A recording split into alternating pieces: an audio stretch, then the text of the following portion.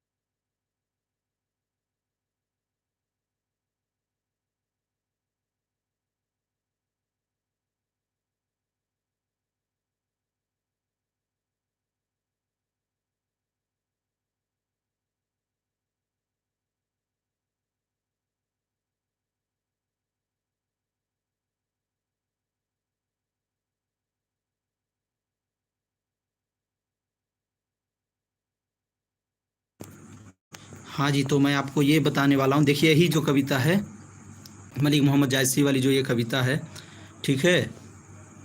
तो आप लोगों के पास आवाज़ जा रही है ना प्रॉपर वे में?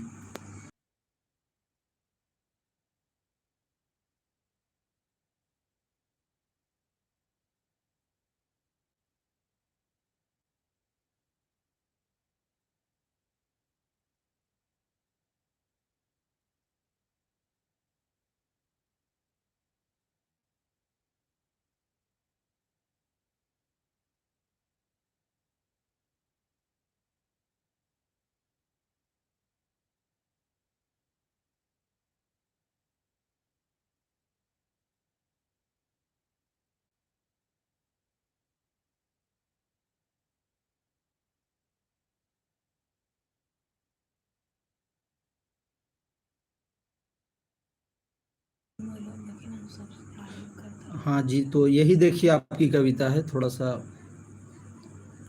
प्रॉब्लम फेस करना पड़ रहा है।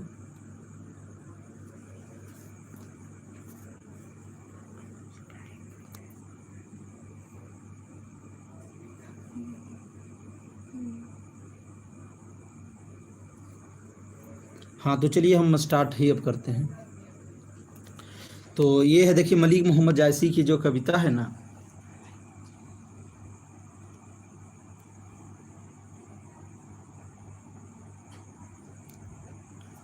हाँ,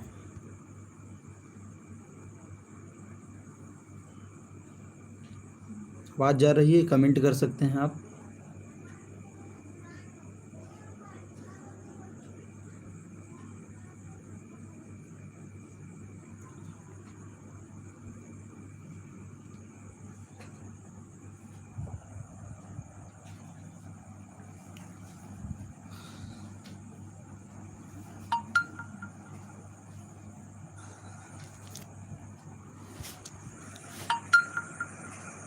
अच्छा, रुक जाइए, मैं कर रहा हूँ सेटिंग। थोड़ा सा प्रॉब्लम आ रही है।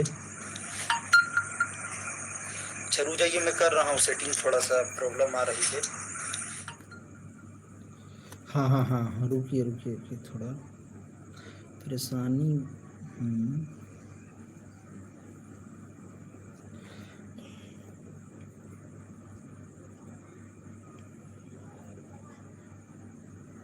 तो देखिए, अब हम क्लियर वे में स्टार्ट करता हूँ। मलिक मोहम्मद जायसी जो कड़वक जो कविता है ना, मलिक मोहम्मद जायसी की ये कविता है कड़वक।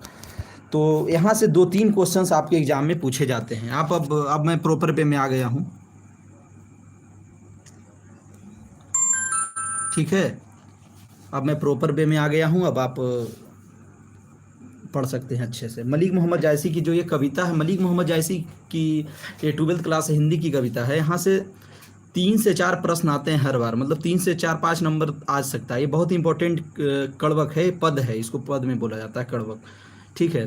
तो मलिक मोहम्मद जायसी की जो कविता है कड़वक, तो उनसे पहले हम मलिक मोहम्मद जायसी के बारे में उनका परिचय ले लें। परिचय जब तक आप नहीं जानेंगे किसी भी लेखक का, तब तक आप नहीं समझ सकते हैं, ठीक है। तो इनके परिचय के बारे में जब हम इनको देखते हैं, आप लोग कमेंट करते रहिए, कुछ कुछ आप लोग कमेंट करते रहिए। थोड़ा सा आज फर्स्ट डे तो थोड़ा सा कुछ कुछ चीज़ों को सेट करना पड़ा है, तो इसलिए टाइम लगा है। बाकी कल से ये सब नहीं होगा, कल से मैं स्टार्ट रहूँगा अपने टाइम पे। तो मलिक मोहम्मद जायसी की जो ये कविता है बाबू, 15वीं शताब्दी में इनका जन्म हुआ था, मतलब 1492 में, ये अनुमानतः है, ठीक है।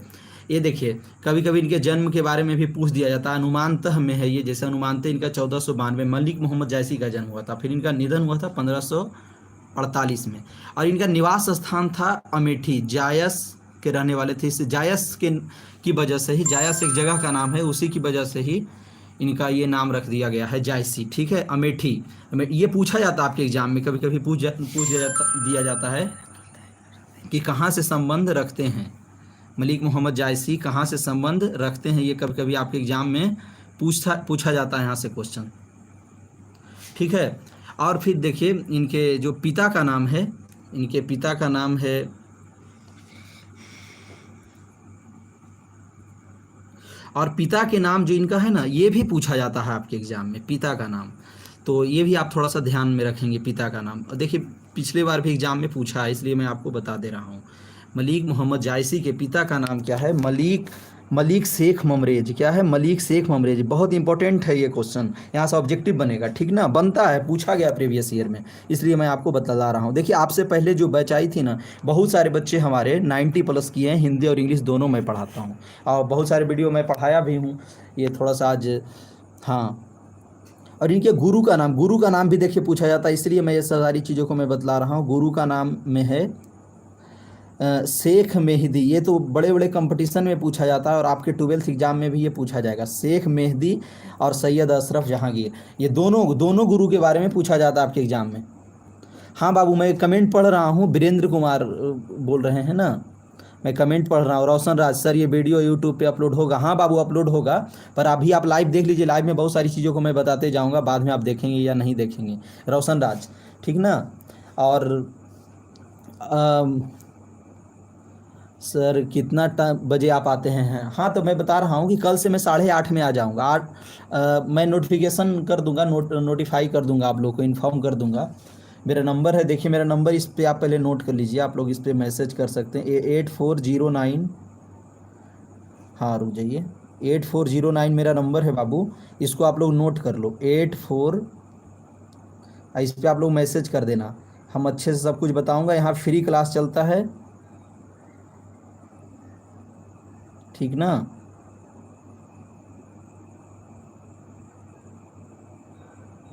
हाँ, 8409895552, इस पर आप लोग कमेंट करके हमसे पूछ लेना कि सर कब से स्टार्ट होगा, ठीक है।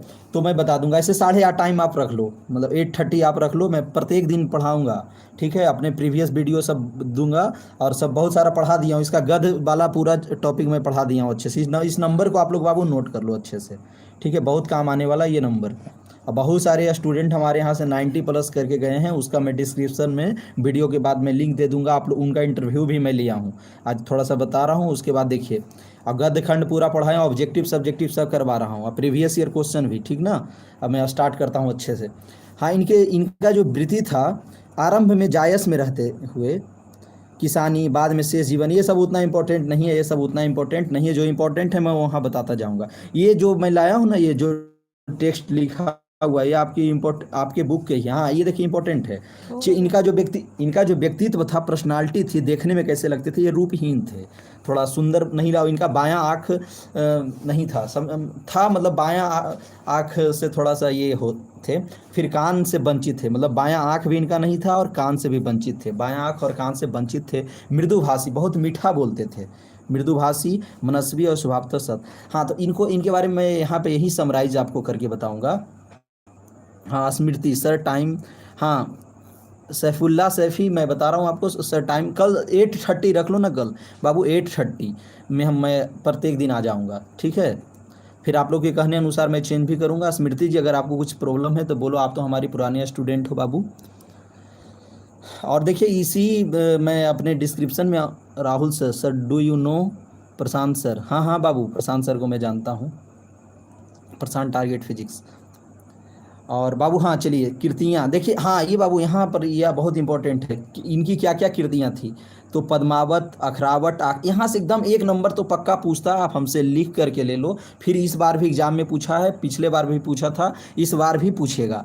ये जो कृतियाँ हैं ना बाबू, कृतियाँ, कृतियाँ का मतलब होता है इनकी रचनाएँ, ठीक है। तो ये जरूर पूछेगा, पद्मावत पद्मावत, अखरावट, ये सब सारी चीज़ों को पूछेगा, ये आप याद कर लो। मतलब बाद में नोट करके याद कर लेना। आप लोग एक अपना टेक्स्ट बुक खरीद लो, वहाँ से आराम से मज़ा लगेगा पढ़ने में। आखिरी कलाम, चित्ररेखा, आखिरी कलाम को ज़्यादा पूछा जाता है। आखिरी कलाम, अखरावट, पद्मावत, सबसे प्रसिद्ध इनकी पुस्तक है पद्मावत। ये जो बाबू ये पद्मावत है ना, पद्मावत, ये सबसे इंपॉर्टेंट बुक है इनका, ठीक है, आप लोग ध्यान में रखना पद्मावत। और किन्हीं को कुछ पूछना है तो आप लोग जल्दी जल्दी कमेंट करके मुझसे पूछ सकते हो, जो भी कन्फ्यूजन है, ठीक है। और पढ़ाने के साथ साथ सब कुछ मैं आपको बताऊंगा। तो ये पद्मावत जो इनकी जो रचना है, सबसे इम्पोर्टेंट रचना है पद्मावत। जो कड़वक आपका दिया गया है ना, हाँ, पढ़ने के लिए नीचे हम कविता पूरा पढ़ेंगे, तो पद्मावत से ही लिया गया। पद्मावत एक बहुत बड़ी ग्रंथ है, ठीक है, एक ग्रंथ है, तो वहीं से लिया गया। पद्मावत के ही आरंभिक और अंतिम जो पाठ है ना, वहाँ से लिया गया है ये पद्मावत। क्लियर नहीं दिख रहा बाबू? तो क्लियर दिखने के लिए ना आप 360 पे चलाओ, 360 पे चलाओगे तो चलेगा, क्योंकि ये ओरिजिनल टेक्स्ट बुक है जो आपके सामने मैं लाया हूँ। ये ओरिजिनल जो आप लोग का बीटीबीसी का जो बुक आप लोग का ओरिजिनल है, तो मैं ओरिजिनल बुक का लाया हूँ, ठीक है।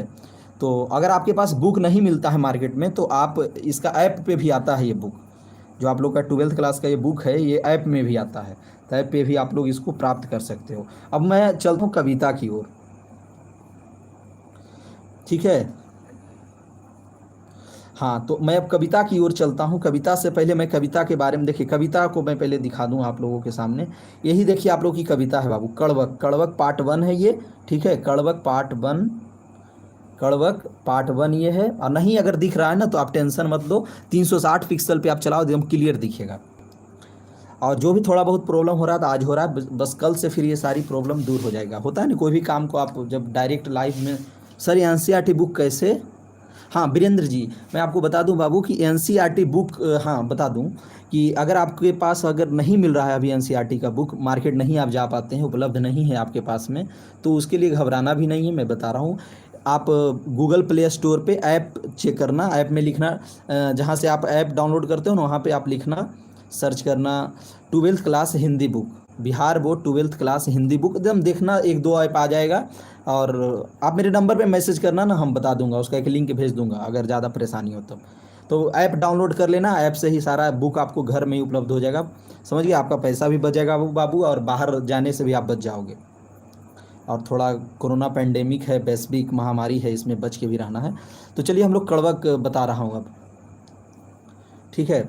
तो कड़वक के बारे में हम जब स्टार्ट करते हैं, तो इसको स्टार्ट करने से पहले ना बाबू हमको इसके बारे में और अच्छे से समझते हैं कि कड़वक है क्या, ठीक है। कड़वक देखिए 2 पार्ट में है, एक पार्ट 1 एक पार्ट 2, ये देखिए पार्ट 2 है।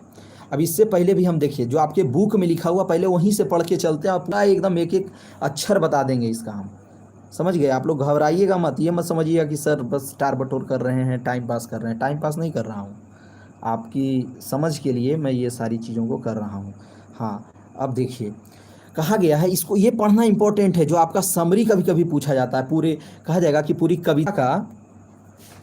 कविता का समरी लिखिए, मतलब सारांश लिखिए, पद्यांश लिखिए, इस तरह से जब पूछा जाता है ना, तो उसमें देखिए यहाँ प्रस्तुत 2 कड़वक अलग अलग संकलित है, समझते जाना आप। यहाँ प्रस्तुत,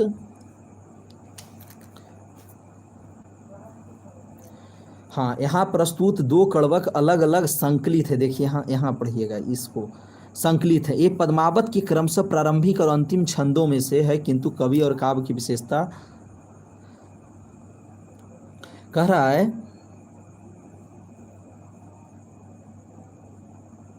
हाँ, कह रहा है ना बाबू कि ये जो पंक्तियां हैं, और एक तरह से बहुत मोटिवेशन के तौर पे लिखा गया है। आप लोग कमेंट कुछ ना कुछ करते रहो, टेंशन मत लो, मैं सारा बताऊंगा। ये दोनों जो, उससे पहले आपको ये पढ़ना एकदम, ये देखिए बहुत सारे टीचर आपको ये पार्ट छोड़ देंगे, ये समझना आपके लिए ना बहुत इंपॉर्टेंट है, इसलिए मैं ये बतला रहा हूँ। और फिर मैं तो पूरा समझाऊंगा अच्छे से, एक एक लाइन करके कविता। आप बस तैयार रहो समझने के लिए। थोड़ा टाइम लग रहा है, फर्स्ट डे है इसलिए टाइम लग रहा है, फर्स्ट डे कविता के लिए है और लाइव आया हूँ ना, तो इसलिए थोड़ा सा ये हो रहा है। पर कल से एकदम क्लियर वे में समझाऊंगा, कल से बहुत कम टाइम में, करीब 15 से 20 मिनट में सारा समझा दूंगा। और कल मैं इसका ऑब्जेक्टिव और सब्जेक्टिव क्वेश्चन करवाऊंगा, ठीक ना।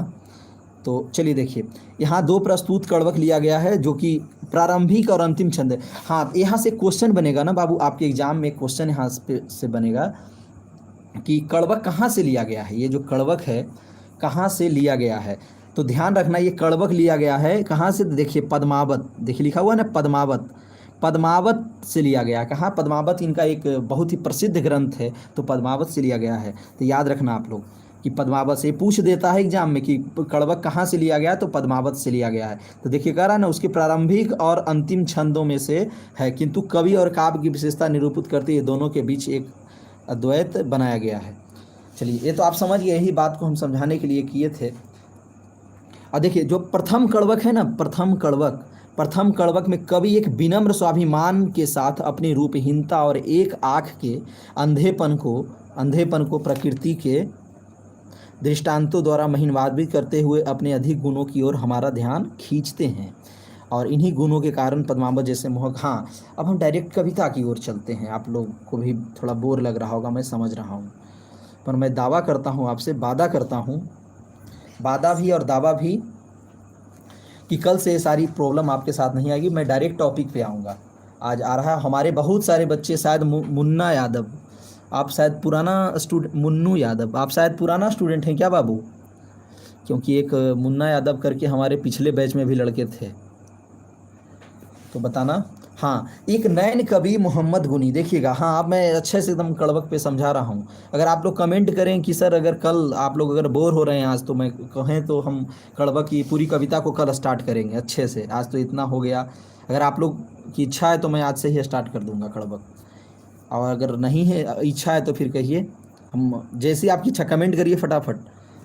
अभी स्टार्ट कर दूँ पूरी कड़वक एकदम अच्छे से, लाइन बाय लाइन, एक एक शब्द समझा दूँगा, एक एक शब्द समझा दूंगा। इसे अगर आप कहेंगे तो मैं कल स्टार्ट करूं। जल्दी कमेंट कर दो आप लोग, मैं कमेंट पढ़ रहा हूं सबका, कर दो बाबू कमेंट अगर इच्छा हो तब। चलिए मैं कुछ कुछ बता दूं आज, नहीं तो आप लोगों को लगेगा कि सर को आ ही नहीं रहा है। यहाँ तो बच्चे बहुत तरह से सोचते हैं ना, तो चलिए। नहीं सर, आप कंटिन्यू कीजिए। अच्छा स्मृति, ठीक है बाबू, पर क्या हाँ, तो देखिए आज मैं थोड़ा थोड़ा ही कर देता हूँ और मैं कल पूरा क्लियर करूँगा। और अगर बच्चे हैं तो सब लोग कमेंट कीजिए ना, तो हम अभी स्टार्ट कर देंगे। 6 बच्चे अभी लाइव में हैं, लाइव अभी 6 बच्चे हैं, तो सब मिल करके कर दीजिए। सर कल से ऑब्जेक्टिव, अच्छा तो कल तो मैं क्वेश्चन आंसर लाऊंगा। अगर आज समाप्त करूंगा ये कविता तो कल ऑब्जेक्टिव सब्जेक्टिव सारा लाऊंगा, प्रीवियस ईयर सारा लाऊंगा, प्रीवियस ईयर और इम्पोर्टेंट क्वेश्चन, ठीक ना। और अभी तो देखिए, एक नैन कवि मोहम्मद गुनी, देखिए थोड़ा थोड़ा कर देता हूँ, एक सारांश बता दूँ इसका, और कल मैं शब्द बाई शब्द समझाऊंगा। एक नैन कवि मोहम्मद गुनी, मोहम्मद किसको कहा जा रहा है सबसे पहले समझना है। ये जो कड़वक लिखा गया है किसने लिखा है, जल्दी आप लोग कमेंट करो। ये कड़वक किसने लिखा है, जल्दी जल्दी कमेंट करो बाबू। ये कड़वक किसने लिखा है कमेंट करो, मैं देखना चाहता हूँ आप लोग एक्टिव हो या नहीं। जल्दी करो कमेंट, तब मैं आगे बढ़ूँगा, जल्दी करिए। अब लगता है लेट कर रहे हो आप लोग, तब मैं बता दूं। कड़वक को लिखे हैं मलिक मोहम्मद जायसी। कड़वक को किसने लिखा है, मलिक मोहम्मद जायसी ने लिखा है। तो ही मोहम्मद वही कवि के लिए आया है, जो मोहम्मद शब्द आया ना कवि के लिए आया है, ठीक ना। तो कहते हैं एक नैन कवि, एक नैन का अर्थ होता है कि एक नैन वाले। आप लोगों को तो जैसा मैं अभी कुछ देर पहले बताया कि मलिक मोहम्मद जायसी का एक आँख नहीं था, एक आँख से ही वो पूरी दुनिया पूरे संसार को देखते थे बाबू। बहुत सही राहुल कुमार, बहुत सही मलिक मोहम्मद जायसी। और स्मृति भी, आप भी सही बोले बाबू, बहुत सही।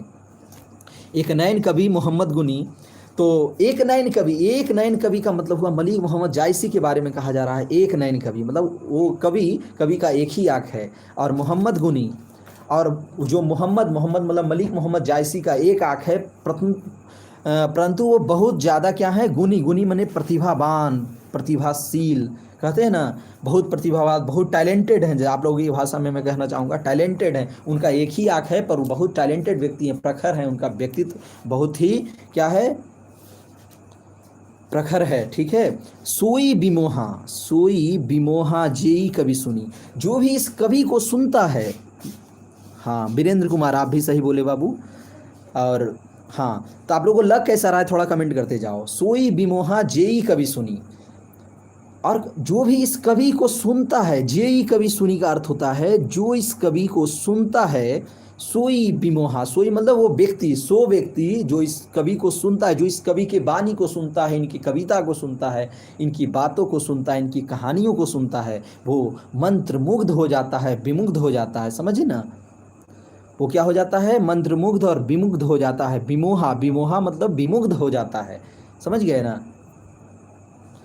अब उसके बाद हम नेक्स्ट लाइन पे चलते हैं।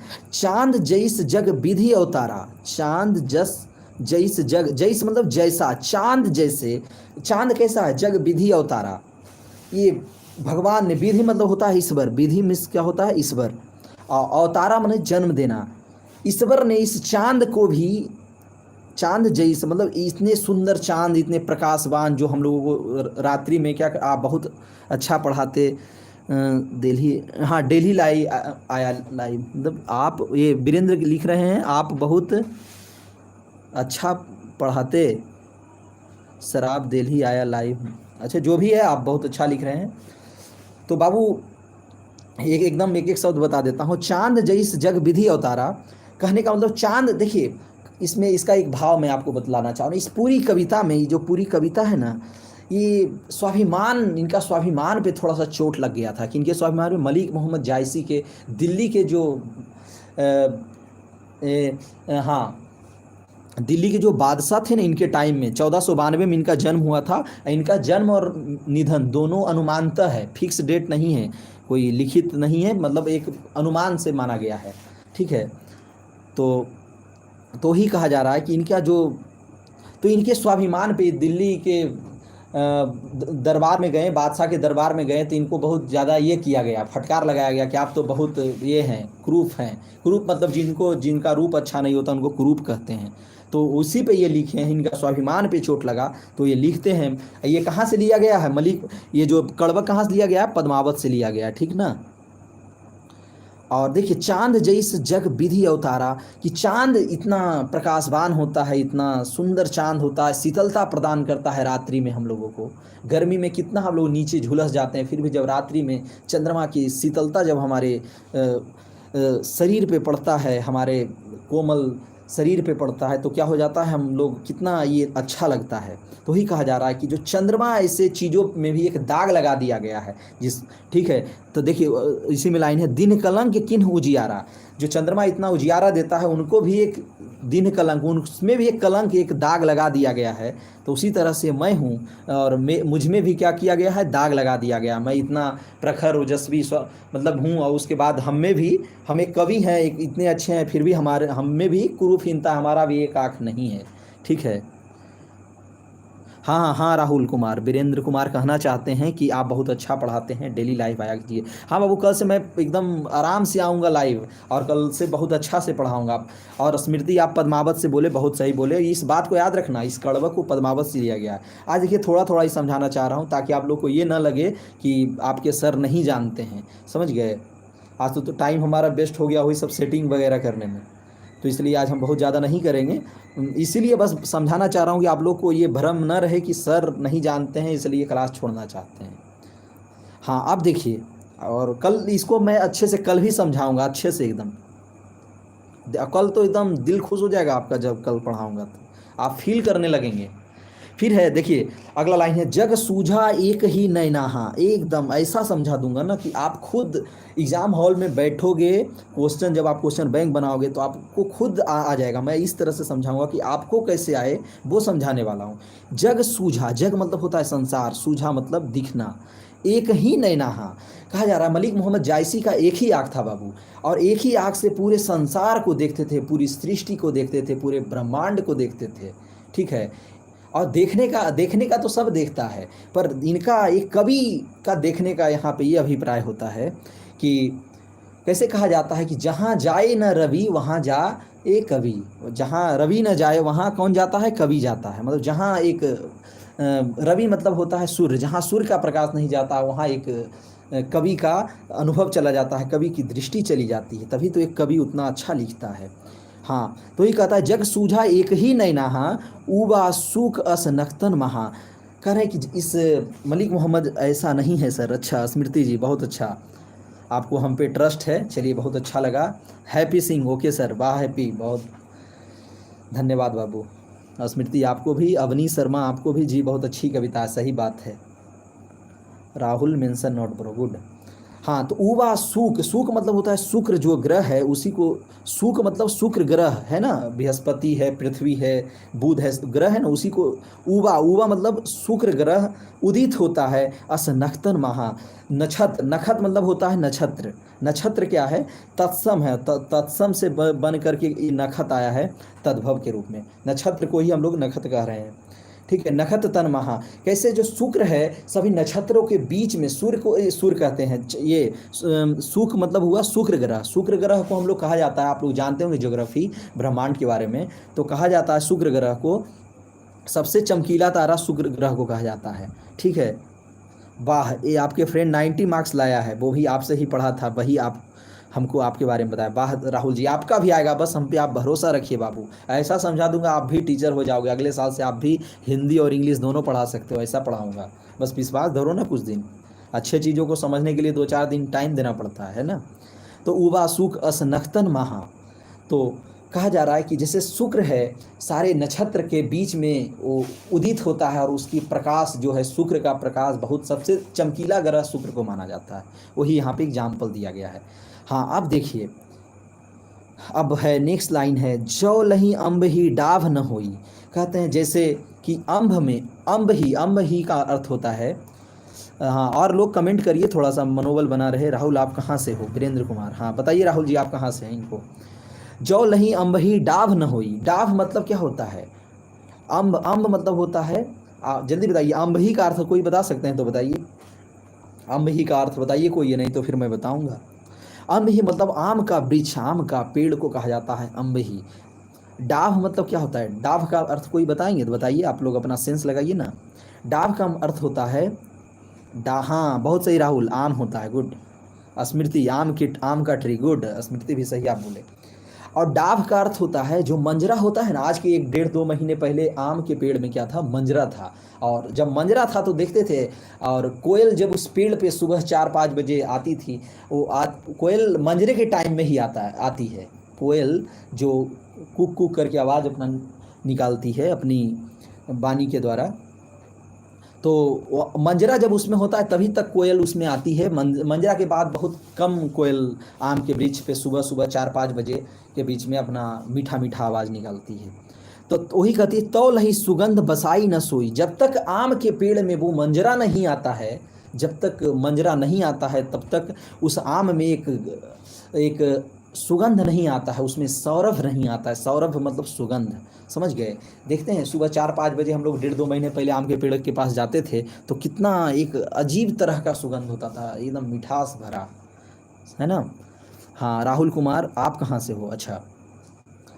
किन समुद्र पानी जो खारा, तो देख रहे हैं कहा जा रहा है, अब देखिए नेक्स्ट लाइन है कि किन समुद्र पानी जो खारा, समुद्र इतना, समुद्र पानी जो खारा, खारा मतलब समुद्र का पानी कैसा होता है, खारा होता है। तो कहा जा रहा है कि समुद्र इतना विशाल होता है फिर भी उसमें एक कमी रह गई है। अब कमी क्या रह गई है कि उसका भी पानी खारा है। तो अति भयऊ असूझ अपारा, अब फिर भी वो असूझ है, अपार है, सारी नदियाँ का उद्गम, सारी नदियाँ का जो स्थल है, सारी नदियाँ का जो लास्ट जो जगह होता है, गंतव्य स्थान होता है, सब वही होता है, सारी नदियाँ एक साथ मिलती है वहीं, कहाँ, समुद्र में ही। कहने का मतलब है कि देखिए समुद्र इतना विशाल है, इतना महिमावान है, फिर भी इनमें समुद्र में भी क्या है, एक दाग लगा दिया गया है, उसका जल खारा है, उसका जल को कोई नहीं पीता है ना। तो उसी तरह से ये कह रहे हैं मलिक मोहम्मद जायसी अपने बारे में कि देखिए हम भी इतना प्रतिभावान है, फिर भी हमारे अंदर भी क्या है, कुछ अवगुण है। तो इसी तरह से सभी मनुष्य के अंदर कुछ गुण होता है, कुछ अवगुण होता है, इस पे बताया गया है। हाँ, अब राहुल जी आप लोग थोड़ा सा, आप लोग हमारी तरफ भी ध्यान दीजिए ना, कविता की ओर। हो गया बातचीत आप लोग का बीच में, बहुत अच्छा लगा देखकर, है ना, कि आप लोग के बीच में एक भाईचारा बना हुआ है, और हमेशा इसी तरह से बना रहे। अब हमारी तरफ भी ध्यान दिया जाए, है ना। हाँ, अब देखिए जौ सुमेरु, अब हम लोग आगे बढ़ते हैं। जौ सुमेरु त्रिशूल विनाशा। हाँ, जौ सुमेरु त्रिशूल विनाशा। सुमेरु क्या है? सुमेरु से आप लोग क्या समझते हैं? थोड़ा सा कमेंट करेंगे? कमेंट करके हम मुझे बताइए, तो सुमेरु से आप लोग क्या समझते हो? सुमेरु से आप लोग क्या समझते हो? थोड़ा कमेंट कर दो, बहुत अच्छा लगेगा मुझे। सुमेरु जो यहाँ आया है तभी मैं समझूंगा कि हमारी बातें आपके पास पहुँच रही है। Sorry for disturbing. अच्छा राहुल, अरे कोई बात नहीं, इतना तो थोड़ा होता है। आप लोग अभी नए नए मित्र बने हैं, यहाँ पे जुड़े हैं, तो थोड़ा सा होता है, नाम जान पहचान होना चाहिए, समझ गए ना। और आप लोग मेरा नंबर पे कमेंट करेंगे तो मैं अपना ये ग्रुप में भी ऐड कर दूंगा आप लोगों को, वहीं पे सारा कुछ भेजूंगा, पीडीएफ वगैरह सब। सब मैं तैयार रखा हूँ, पीडीएफ उडीएफ सब, ठीक ना। आप लोग मांग सकते हैं मुझसे। जो सुमेरु त्रिशूल विनाशा। सुमेरु, सुमेरु हाँ पर्वत, राहुल बहुत सही, पर्वत बहुत सही बाबू, पर्वत। सुमेरु का मतलब एक पर्वत, पर्वत का ही पर्यायवाची शब्द है सुमेरु, ठीक है। त्रिशूल विनाशा, जो सुमेरु पर्वत को त्रिशूल से विनाश कर दिए थे, कौन? शिव भगवान ने। सुमेरु पर्वत इतना विशाल पर्वत है, स्मृति बहुत सही, माउंटेन। तो जो सुमेरु पर्वत, सुमेरु का यहाँ अर्थ है पर्वत से, और पर्वत को विनाश कौन किए थे? अपने त्रिशूल से। शिव भगवान जो है ना, अपने रौद्र रूप में जब आए थे तो पूरे सुमेरु को एकदम ये कर दिए थे, विनाश कर दिए थे। तो फिर कहा गया भा कंचन गिरी लाग आकाशा, और उसमें जैसे ही भगवान का त्रिशूल उसमें लगा ना, शिव भगवान का, तो वो क्या हो गया? कंचन गिरी, वो सोना का पर्वत बन गया, समझिएगा। और आकाश से, आकाश लाग, लाग आकाशा का अर्थ होता है आकाश से लग गया। कहने का मतलब आकाश से लगने का यहाँ दूसरा अर्थ है कि बहुत ऊंचा हो गया वो पर्वत, और ऊंचा हो गया, सोना का पर्वत बन गया। जब भगवान की महिमा किसी पे पड़ती है, वही कहा गया कि किसी चीज़ों पे भगवान की महिमा पड़ती है। सुमेरु इतना विशाल पर्वत है, उस पे भी जब भगवान शिव ने जब ये किया। हाँ स्मृति बहुत अच्छा स्टिकर लगाई हैं, इमोजी, वाह। तो वही कहा गया है यहाँ, कंचन गिरी लाग आकाशा। वही कंचन, कंचन मतलब होता है सोना, याद रखना आप लोग, कंचन मीन्स सोना। तो बाबू ये जो हमारा वीडियो है, आप लोग पर डे 8:30 बजे आ जाना, मैं अच्छे से समझाऊंगा। 8:30 से 9 बजे तक क्लास चलूंगा, आधा घंटा का चलेगा सेशन पर डे, ठीक है। आधा घंटा से ज़्यादा नहीं, आप लोगों को बोर नहीं करना चाहूँगा। आज देखिए एक ये जौ लही घड़ी, अब देखिए आगे हम लोग पढ़ते हैं। जौ लही घड़ी कलंक न परा। ये देखिए थोड़ा सा आप लोग के लिए थोड़ा हार्ड लग रहा होगा, क्लिष्ट लग रहा होगा। जौ लही घड़ी कलंक न परा, कहने का मतलब है कि जौ लही घड़ी कलंक न परा, घड़ी लही घड़ी कलंक न परा, इसका अर्थ काच होई नहीं कंचन करा। यस सर जी, वीरेंद्र कुमार। तो आप लोग इस तरह से कुछ ना कुछ कमेंट करते रहो तो अच्छा लगता है ना। तो जौ लही घड़ी कलंक न परा, तो आप लोगों को तो लग रहा होगा, लगता है सर को भी हार्ड लग रहा है। तो सर को हार्ड नहीं लग रहा है, आप लोगों को समझाना चाह रहा हूँ। लग रहा है कैसे मैं प्रस्तुत करूँ कि आप लोगों को ज़्यादा इजी वे में वो चीज़ें आप लोगों के पास पहुँच पाए। क्योंकि जो नॉलेज होता है ना बाबू, ट्रांसफ़र होता है। हमें भी कोई टीचर गुरु ने पढ़ाया, मैं BHU से हूँ, अपना बड़ाई नहीं करना चाहूँगा, मैं वहीं से पढ़ा लिखा हूँ। तो हम लोग भी हिंदी को बहुत हाई लेवल पर पढ़े हैं, पर हम आप लोगों को समझाने के लिए थोड़ा ईजी लेवल पे करना होता है, ताकि आप लोग अच्छे से समझ पाओ। जौ लही घड़ी कलंक न परा, कलंक का मतलब क्या होता है? कोई दाग लगना, मैल होना, है ना। यहाँ पे ऐसे समझ सकते हैं। कल अंक, कलंक मतलब काला अंक, अंक मतलब होता है चिन्ह, कल माने काला, मतलब कोई काला अंक, कोई काला दाग लगता है, उसी को कलंक कहते हैं। देखिए एकदम तोड़ करके बता दिया हूँ, संधि विच्छेद करके। जौ लही घड़ी, घड़ी का अर्थ क्या होता है ना, जो सोना उना देखते हैं, सोना उना की दुकान पे आप देखते होंगे कि एक बाल्टी जैसा होता है, उसी में हम मतलब सोना को क्या किया जाता है? गर्म किया जाता है, पिघलाया जाता है और शुद्ध सोना निकाला जाता है। तो ही करा, जौ लही घड़ी कलंक न परा, काच होई नहीं कंचन करा। तो जब जो काच मतलब कच्चा, जो कच्चा सोना होता है, तब तक वो, जब तक वो कच्चा सोना जब तक इसमें नहीं पड़ता है, वो आग में नहीं पड़ता है, आग के घड़े में नहीं पड़ता है, तब तक वह खरा सोना नहीं होता। खरा, करा मतलब होता है कोई खरा, मतलब कड़ा सोना, ओरिजिनल सोना नहीं होता है, 24 कैरेट का सोना नहीं बनता है जब तक उसको, उसका मैल को नहीं निकाला जाता है, ठीक ना। मुन्नू यादव, वाह बाबू, ऐसा नहीं है सर। अब फिर हम लोग आगे चलते हैं, समझ गए ना। कहने का मतलब है कि हम लोग जब तक परिश्रम नहीं करेंगे, हम लोग जब तक मेहनत नहीं करेंगे ना बाबू, हम और आप मिल करके, तब तक 90+ का जो सपना है ना हम लोग का हिंदी और इंग्लिश में लाने का, तब तक पूरा नहीं होगा। आप लोग इस बात का गांठ बांध लो, है ना। अब चलिए, तो ही कहा गया कि जब तक तपता नहीं है ना सोना, या कोई भी व्यक्ति जब तक तपता नहीं है तब तक वह बनता नहीं है, समझ गए ना। तो इसलिए तपना पड़ेगा। जैसे सोना को जब तक तपता नहीं तब तक वह निखरता नहीं है, उसमें जो एक चमक आती है वो नहीं आ पाती है जब तक वो तपता नहीं। हाँ, अब हम लोग आगे लाइन पे चलेंगे। एक ही नैन जस दर्पण और ते ही निर्मल भाव, एक ही नैन जस दर्पण, ये जो थोड़ा सा यहाँ पर धुंधला हो गया, इसको आप समझ, आप इंग्लिश भी पढ़ाते हो क्या? हाँ बाबू, इंग्लिश भी मैं पढ़ाता हूँ, ठीक है। पहले हिंदी ही सोच रहा हूँ एक साथ समाप्त कर लूँ, उसके बाद हिंदी इंग्लिश पढ़ाऊँगा, क्योंकि फिर बच्चे भी उससे परेशान हो। आपके पास तो अभी बहुत सारा टाइम है, आप 2-3 बार आप लोगों को समाप्त कर दूंगा, आप लोग टेंशन क्यों लेते हो? पिछले आप लोग अपने मित्रों से, अपने भैया से पूछना ना, सीनियर से। स्मृति आप बहुत अच्छी हो, वीरेंद्र जी। हाँ, समझिए कि एक आप लोग एक मित्र की भांति ही बातचीत करना है वीरेंद्र जी, समझिएगा, है ना। आप लोग अगर बात करते हैं जैसे स्मृति जी से आप बात करें तो बहुत अच्छा है, बातचीत होना चाहिए, समझ गए, पर एक मित्र की भांति ही, समझ गए ना।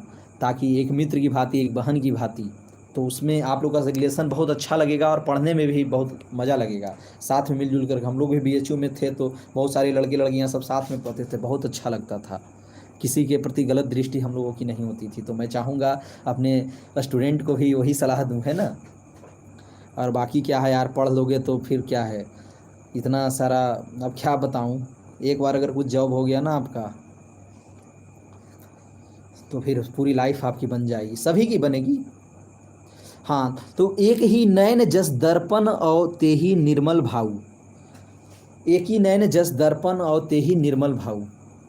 और वीरेंद्र जी, आपको बुरा नहीं लगना चाहिए मेरी बात, क्योंकि आपको मैं, हाँ देखिए, स्मृति आपको थैंक्स ब्रदर के रूप में ले भी लिए हैं। जैसे देखिए खान सर है ना, देख रहे हैं कि कितना सारा राखी बंधवाए हैं, समझिए कि उनके लिए या हमारे लिए भी सारे स्टूडेंट स्टूडेंट होते हैं। हाँ, तो एक ही नैन जस दर्पण और ते ही निर्मल भाव, सब रूपवत यही गए। हाँ, इसको मैं, ये भी थोड़ा क्लिष्ट लग रहा होगा आप लोगों को, कठिन लग रहा होगा, तो मैं इसको अच्छे से समझाऊं। वीरेंद्र जी आप भी कमेंट कीजिए, नहीं तो मुझे लगेगा कि आप रूठ गए हैं। हाँ, एक ही नैन जस दर्पण और ते ही निर्मल भाव, कह रहा है एक ही नैन। इनके पास मलिक मोहम्मद जायसी के बारे, अपने बारे में वो अब कह रहे हैं कि एक ही नैन जस दर्पण और ते ही निर्मल भाव, हमारे पास एक ही नैन था, पर वह इतना स्वच्छ था, इतना निर्मल था, वो दर्पण की तरह था, उसमें सब कुछ देखा जा सकता था। मतलब इनका चरित्र, इनका जो हृदय था बहुत साफ था, है ना। सब रूपवंत गही मुख जो वहीं कई चाऊ। वीरेंद्र जी हम नहीं पढ़ पाए आपका मैसेज, चलिए आपको कुछ कहना होगा तो आप मेरे नंबर पे मैसेज करके कर सकते हैं। समझिए, आप हमको अपने बड़े भाई के रूप में आप लोग सब मुझे देखिएगा। आप बड़े भाई हैं तो कहीं पे आप लोग को समझाएंगे भी, है ना, और गाइड भी करेंगे। गुरु भी समझ सकते हैं, बड़े भाई भी समझ सकते हैं, दोस्त भी समझ सकते हैं। एक टीचर गाइड भी होता है, मतलब आपका एक अच्छा दोस्त भी होता है, बड़ा भाई भी होता है, हम लोग जैसे उम्र के टीचर। और सब रूपवंत, तो समझ रहे हैं ना। तो अपने बारे में करें कि हमारा एक ही नयन था, पर वो इतना स्वच्छ था कि वो दर्पण के समान निर्मल था। दर्पण क्या होता है? दर्पण में सारा कुछ आपको जो ओरिजिनल चीज़ें दिखेगी, फैक्ट दिखे, जो आप हैं वही दिखता है दर्पण में, सब कुछ स्वच्छ निर्मल दिखता है। दर्पण कभी भी आपके साथ धोखा नहीं करता है ना। पर मोबाइल वाला कैमरा मत समझिए, उसमें तो देखते हैं मोबाइल वाले कैमरे में कैसा कैसा कर देता है फोटो को। हाँ, सब रूपवंत गही, अब देखिए क्या अपने बारे में कह रहे हैं, सब रूपवंत गही मुख जो वहीं कही चाऊ। और जितने भी रूपवंत हैं, रूपवान लोग हैं, सुंदर हैं, सौंदर्यवान लोग हैं, गही मुख जो वहीं कही चाऊ, वो सब मुझे, मैं इतना कुरूप हूँ, अपने बारे में कह रहे हैं कि मैं इतना कुरूप हूँ, फिर भी हमें इतना प्रतिभा है कि सभी रूपवंत मतलब जो रूपवान लोग हैं, सौंदर्यवान हैं, जो सुंदर लोग हैं, है ना, सब रूपवंत गही मुख जो वहीं कही, सभी मुझे बहुत चाव से सुनते हैं, मेरी कविता को, मेरी प्रतिभा को बहुत चाव से सब सम्मान करते हैं, बहुत चाव से सुनते हैं, ये कहा जा रहा है। ठीक है, मैं अब कल सारी बातों को बताऊंगा। आज आप लोग को यहीं समाप्त करता हूँ। कल इसको फिर से मैं एक बार रिपीट कर दूंगा अच्छे से, कल 8:30 में मैं आऊँगा, ठीक ना। चलिए ओके बाबू, धन्यवाद, आप लोग इतना देर तक रहे।